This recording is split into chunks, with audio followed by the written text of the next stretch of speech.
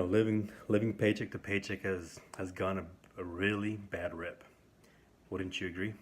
I mean, just think about it. You go to any website, you turn on the radio, and guess what these pundits or experts are screaming? They'll say, "Hey, you need to save more, or you'll never be financially fit." At least that's the message that I've always heard is you need to save more, or you won't have enough for retirement. And these experts, yeah, they're telling you that living paycheck to paycheck is obviously not a way to go living because you'll never have enough.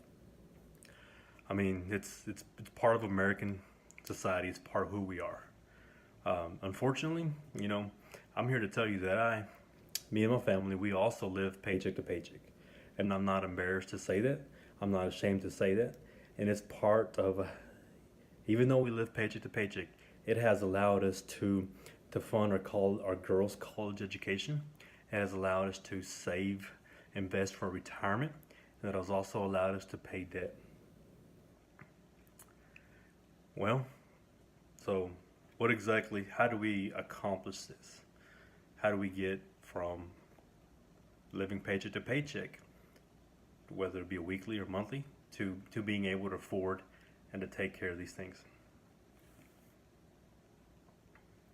You know, I'm not a fan of saving. I'm not a fan of savings because, in fact, these savings will actually set you up for financial despair. They're going to set you up to be financially ruined. A couple of weeks ago, we had a young couple. We had a couple that we admire. We had a couple, and then we were talking to and talking about finances. Um, they brought up the fact that in their bank statement, their savings that they had in there, that their API was very low. And after seeing that statement, it kind of does a couple things to you. It makes your blood boil. It makes you a little upset. Actually, I was livid that dollar amount that they had in the actual percentage that they got paid on that was awful. I mean that just really boiled my blood. And so what we did is we took action. We set them up with with a certified planner that we have used, and set up that money. We took it, removed it from the bank and set it up in a mutual fund, in hopes of recovering some of what they had actually, I would say lose, because when you're not keeping up with inflation, it's not going to bode well for you when you get ready to retire. Savings accounts are not intended to make you wealthy. They're just not. If you've been saving, I want to commend you for that. But start looking at other places where you can put that money.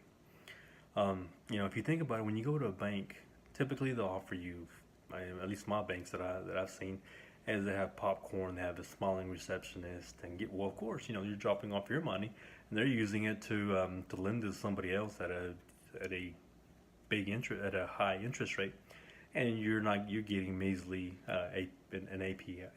I'm not even sure at the moment what that is, but sometimes it's not even keeping up with the inflation. And so if you look at these buildings, I mean, these buildings are financial institutions. The banks are taken care of. They're well maintained.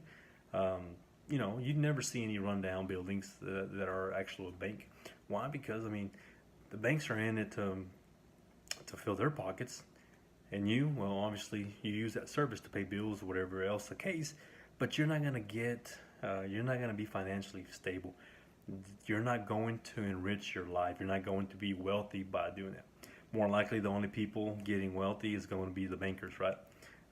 Nothing against bankers, but that's just the way it is. They're not in to help you. They're in it to help themselves.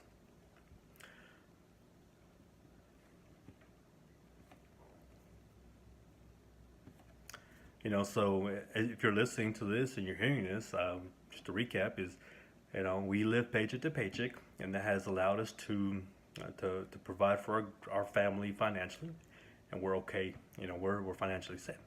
Another thing is, you may be wondering, well, don't you save anything?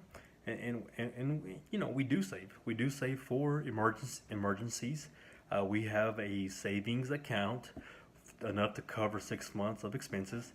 Anything else of that, we invest. We don't believe, in putting money into the bank other than enough to cover expenses. Why? Because I refuse to let the bank make any more money off of my money. And so I just have enough to cover those expenses. And then everything else, we either are paying debt or we are saving for the education or for our retirement. So again, living paycheck to paycheck. Well, how are we able to accomplish this? We use a method called the zero-based spending plan.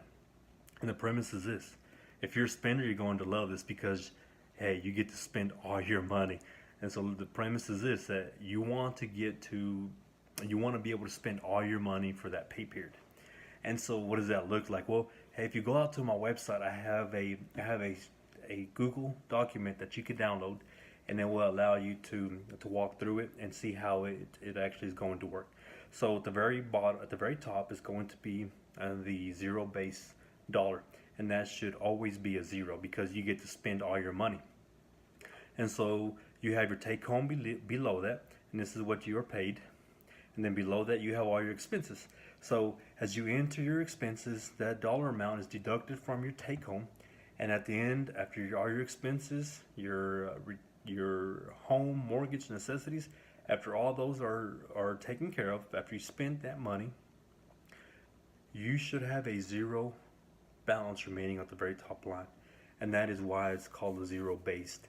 You get to spend all your hard-earned money, you get to use it, and you get to put it to work.